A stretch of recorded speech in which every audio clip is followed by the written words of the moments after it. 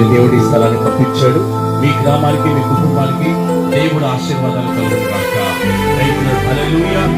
మరియు ఈ లోకంలో మనం అన్నిటినీ సంపాదించుకుంటున్నాం. ప్రియులారా, బైబిల్ వాక్యం మాట్లాడుతుంది, రక్షణను మనం నిర్లక్ష్యం చేయకూడదంట.